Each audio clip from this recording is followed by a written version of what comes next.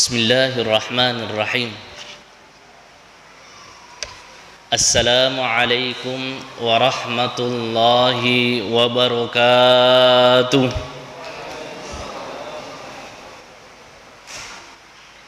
Alhamdulillah, alhamdulillahi rabbil alamin. Wassalatu wassalamu ala sayyidil mustafa Sayyidina wa habibina wa maulana Muhammadin sallallahu alaihi wasallam wa ala alihi wa sahbihi ajma'in. Amma ba'd, subhanaka la ilma lana illa ma 'allamtana innaka antal alimul hakim. Subhanaka la fahma lana illa ma fahamtana innaka antal jawadul karim. Amma ba'd, bapak-bapak dan ibu-ibu jamaah salat isya dan tarwih, semoga kita semua dirahmati oleh Allah Subhanahu wa taala. Alhamdulillah, puji syukur kita senantiasa panjatkan kehadirat Allah Subhanahu wa taala. Oleh karena kita masih bisa hadir di rumah Allah. Ada mungkin yang sudah makan buka puasa kenyang, susah ke masjid. Kenapa? Karena orang yang makan sampai kenyang biasanya urat perut itu tegang, urat mata juga mulai kendor. Mengantuk kita kalau terlalu kenyang. Tapi kita walaupun sudah buka puasa, alhamdulillah kita bersyukur kepada Allah bisa berkumpul di rumah Allah Subhanahu wa taala. Yang kedua, kita senantiasa mengirimkan salawat dan salam kepada junjungan Nabiullah Muhammad sallallahu alaihi wasallam, Nabi yang kita muliakan, Nabi yang kita cintai. Semoga kita semua termasuk umatnya yang mendapatkan syafaat nanti di hari kemudian.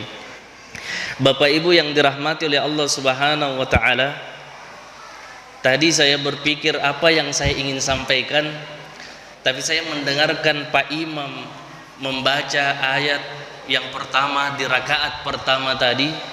Itu beliau membaca surah Al-Isra ayat 23 sampai 24. Ini yang ingin saya sampaikan pada malam hari ini. Beliau membaca a'udzubillahi minasyaitonir rajim, wa qada rabbuka alla ta'budu illa iyyah. Wa qada rabbuka, Tuhanmu itu menetapkan atau memerintahkan kepada kalian, alla ta'buduhu illa iyyah, janganlah menyembah kecuali menyembah kepada Allah. Hubungan ayat ini juga jelas pada surah Al-Ikhlas, qul huwallahu ahad Allahus samad lam yalid wa lam yulad wa lam yakul lahu kufuwan ahad. Tidak boleh kita menyembah kecuali menyembah kepada Allah. Banyak orang di zaman modern ini sembahannya bukan sama Allah. Dulu mungkin di zaman Nabi orang mendatangi batu besar, pohon keramat, kuburan-kuburan yang dianggap bahwa kuburan bisa memberikan manfaat misalnya. Zaman sekarang berubah. Larinya ke batu cincin bisa jadi, larinya ke dukun bisa jadi, larinya ke arrafan, orang yang tahu perkara-perkara gaib dia datangi itu. Maka ini bisa masuk kategori syirik. Allah ta'budu illa iyyah, janganlah menyembah kecuali menyembah kepada Allah. Perintah Allah setelah Allah ta'budu illa iyyahu wa bil walidaini ihsana, dan berbuat baiklah kepada kedua orang tua kita. Mengapa Allah memerintahkan berbuat baik kepada orang tua kita dengan secara ihsana?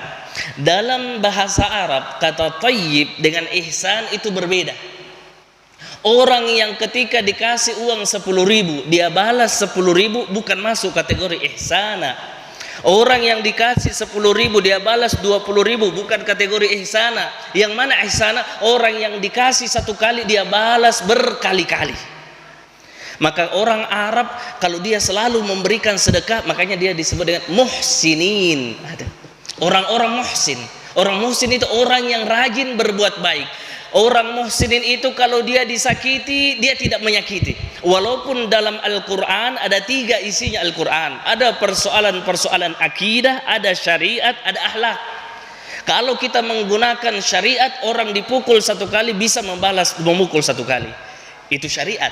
Tapi kalau kita menggunakan akhlak, inilah orang muhsin. Makanya ketika malaikat Jibril berbentuk manusia datang kepada Nabi bertanya tentang 3 hal, bertanya tentang Islam, tentang iman, tentang Islam, tentang ihsan. Yang ketiga disebut dengan ihsan. Apa jawaban Nabi sallallahu alaihi wasallam?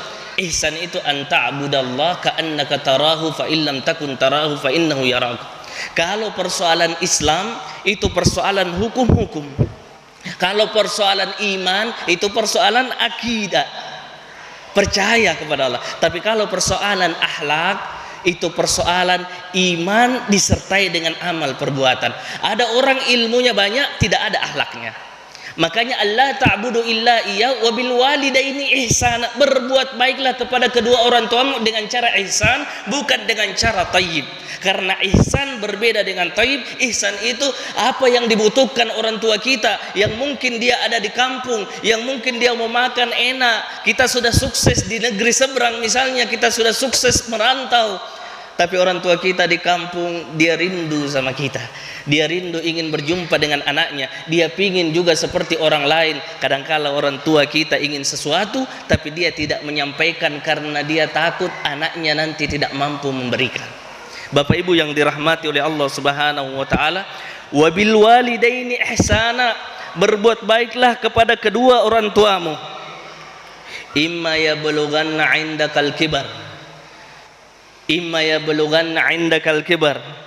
Jika mereka ini ahaduhuma nanti masuk pada masa tua jompo, ahaduhuma salah seorang di antara keduanya, au kilahuma atau keduanya, fala takul lahuma uffin, jangan berkata-kata berkata-kata jangan dulu mama, nanti mama ini kenapa suruh saya terus. Itu fala takul lahuma uff. Di Jepang, ini kita buka sejarah, Pak. Di Jepang itu ada tradisi membuang orang tua jompo. Orang tuanya kalau sudah tidak bisa apa-apa, dia bawa masuk ke hutan. Untuk apa? Dibuang di hutan. Tradisi orang Jepang. Dan saya membaca berita sudah mulai lagi dipopulerkan di zaman sekarang di Jepang. Mudah-mudahan anak kita anak-anak yang soleh, Pak. Ada seorang pemuda, dia gendong orang tuanya di Jepang. Kemudian dia bawa orang tuanya berjalan masuk ke dalam hutan. Orang tuanya perempuan, ibunya yang sudah tua jompo, ketika melewati hutan dia cabut ranting-ranting pohon ketika lewat. Sampai jauh berkilo-kilometer dia letakkanlah ibunya untuk dia tinggalkan sambil dia bersedih ingin meninggalkan ibunya. Kenapa? Tradisi orang Jepang. Ibunya tegar. Apa yang dikatakan oleh ibunya? Jangan menangis nak. Nanti sebentar kalau kamu mau pulang, saya sudah patahkan ranting-ranting itu agar supaya kamu tidak tersesat di jalan. Ibu itu tidak pernah ingin melihat anaknya menderita. Orang tua tidak pernah ingin melihat anaknya susah. Bayangkan kalau anaknya sakit, apapun dia akan korbankan.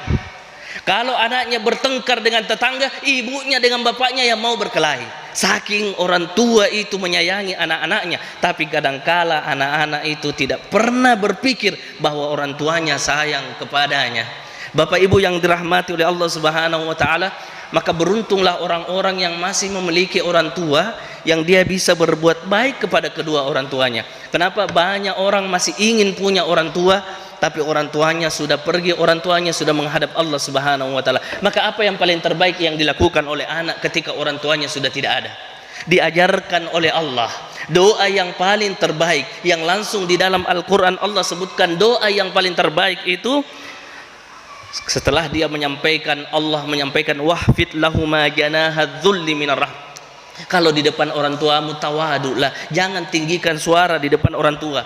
Tetapi apa yang kita baca ketika kita menghadap kepada Allah, wa qur rabbirhamhuma kama rabbayani shaghira. Allah mengajarkan doa ini. Makanya anak-anak kita, Pak, dari kecil umur 2-3 tahun ajarkan berdoa untuk kedua orang tuanya. Itu yang bisa dia doakan untuk orang tuanya. Mudah-mudahan orang tuanya nanti di hari kemudian dia bisa bersamanya masuk ke dalam surga. Kita lihat, Pak, terakhir saya ingin sampaikan riwayat Uwais Al-Qarni. Kita biasa membaca riwayatnya. Kenapa dia kemudian menjadi seorang tabi'in yang paling tinggi kedudukannya? Kalau kita melihat sahabat, ada 4 sahabat Al-Khulafa Ar-Rashidun.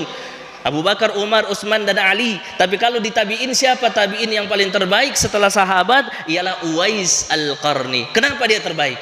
Yang pertama karena dia memuliakan ibunya. Ibunya yang jompo ingin naik haji, sementara tidak punya apa-apa.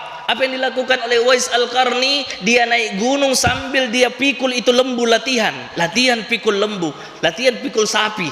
Kenapa? Agar supaya dia kuat berjalan dari Yaman pergi ke Makkah untuk menggendong ibunya melaksanakan ibadah haji. Sampai-sampai dia berdoa.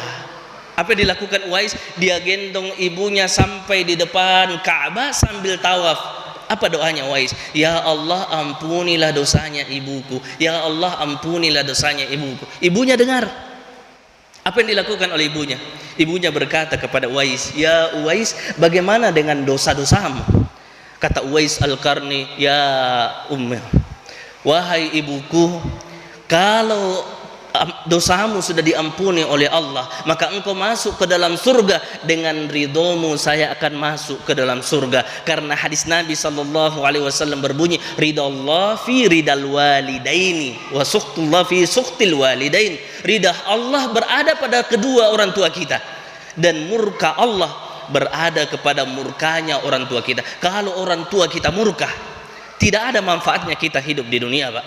Kita orang sukses, nampak ilmu banyak, tapi tidak pernah dia berbuat baik kepada orang tuanya. Bahkan dianggap orang tuanya kafir, dianggap orang tuanya tidak punya apa-apa, tidak paham agama. Di dalam surah Luqman, Nabi mengajarkan kepada umatnya berbuat baik walaupun dia kafir. Berbuat baiklah kepada kedua orang tuamu, jangan pandang agamanya, karena dia adalah yang melahirkan kita. Makanya Nabi mengajarkan kepada kita untuk berbuat baik, berakhlak kepada ibu bapak kita. Ini yang bisa saya sampaikan. Mudah-mudahan dengan tadabbur surah Al-Isra ini bisa memberikan manfaat bagi kita semua. Bukankah Nabi diajarkan untuk berbuat baik? Nabi Isa juga ketika perintah pertama juga diperintahkan berbuat baik kepada ibunya, yaitu Maryam. Bapak Ibu yang dirahmati oleh Allah Subhanahu wa taala, ini yang bisa saya sampaikan. Mudah-mudahan kita semua yang masih punya orang tua bisa berbuat baik kepada kedua orang tua dan menyayangi keduanya. Jangan sampai kita durhaka, maka durhaka di hadapan Allah Subhanahu wa taala. Mohon maaf saya tidak bisa membersamai Bapak Ibu untuk melaksanakan salat tarawih. Kebetulan saya ada acara setelah ini. Mohon maaf sekali lagi bila mana ada kesalahan, ada kekeliruan. Bismillah, tawakkaltu ala Allah, la haula wala quwata illa billahil aliyil azim. Assalamualaikum warahmatullahi wabarakatuh.